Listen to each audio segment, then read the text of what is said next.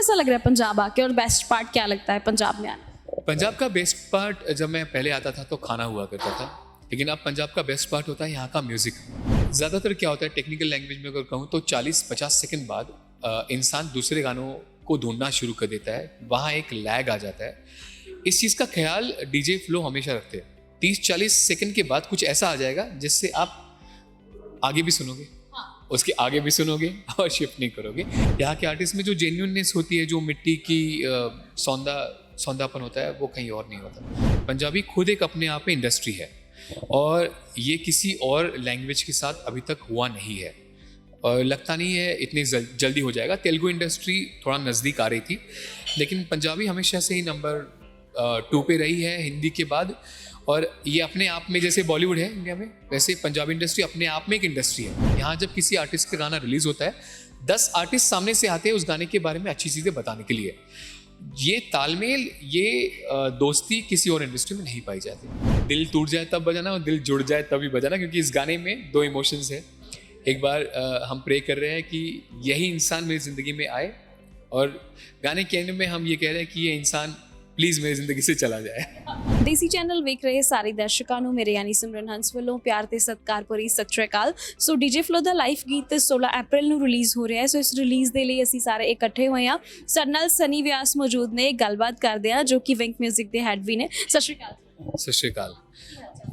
हाल बढ़िया है और चाल भी बढ़िया है क्योंकि गाने पर फिलहाल चल रहे हैं। ये गाना ऐसा है कि आप एक बार सुन लोगे तो आप झूमने लग जाओगे। तो मेरी रिक्वेस्ट है, आप इसको ज़्यादा से ज़्यादा सुनना, गाड़ियों में बजाना, दिल टूट जाए तब बजाना और दिल जुड़ जाए तभी बजाना, क्योंकि इस गाने में 2 इमोशंस है। एक बार हम प्रे कर रहे हैं कि यही इंसान मेरी ज़िंदगी में आए, और गाने के एंड में हम ये कह रहे हैं कि ये इंसान प्लीज़ मेरी ज़िंदगी से चला जाए। अच्छा, सो मिक्स्ड इमोशंस वाला गीत है, आपको अच्छा लगेगा आई होप। आपको कैसा लग रहा है पंजाब आके, और बेस्ट पार्ट क्या लगता है पंजाब में आने? पंजाब का बेस्ट पार्ट जब मैं पहले आता था तो खाना हुआ करता था, लेकिन अब पंजाब का बेस्ट पार्ट होता है यहाँ का म्यूज़िक। और जैसे मैं बार बार कह रहा हूँ, मुझे लग रहा है यहाँ पे लोग खराटे भी म्यूज़िकल लेते हैं। सो यहाँ आओ और नए गाने ना सुनो, ऐसा होता नहीं है। गेड़ी लगाओ, आप भले टैक्सी में बैठ लो और उनको कहो कि आप अपने पसंद के गाने बजाओ। एक गाना ऐसा नहीं होता जिस पे आप झूमोगे नहीं, जो कि किसी और स्टेट में शायद ही पाया जाए। अच्छा, डीजे फ्लो के साथ कैसे कोलैबोरेशन का सोचा और कैसे ये पॉसिबल हुआ? विंग स्टूडियो का ये फिलहाल एम है। पिछले 2 साल से हम चल रहे हैं इंडस्ट्री में, और हमने लगभग 6000 गाने रिलीज़ कर लिए हैं और 2200 आर्टिस्ट के साथ काम कर रहे हैं। डीजे फ्लो का जो म्यूज़िक है वो एक आई वुड से बहुत ज़्यादा रिलेटेबल है। आप जब उनके गाने सुनते हो ना, तब आप इसमें खो जाते हो। ज़्यादातर क्या होता है, टेक्निकल लैंग्वेज में अगर कहूँ तो 40-50 सेकंड बाद इंसान दूसरे गानों को ढूंढना शुरू कर देता है, वहाँ एक लैग आ जाता है। इस चीज़ का ख्याल डीजे फ्लो हमेशा रखते हैं। 30-40 सेकंड के बाद कुछ ऐसा आ जाएगा जिससे आप आगे भी सुनोगे, उसके आगे भी सुनोगे और शिफ्ट नहीं करोगे।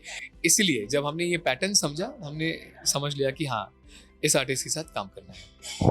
सो आपने उनके साथ काम किया, कैसा एक्सपीरियंस रहा, और उनके साथ काम करने का बेस्ट पार्ट क्या है?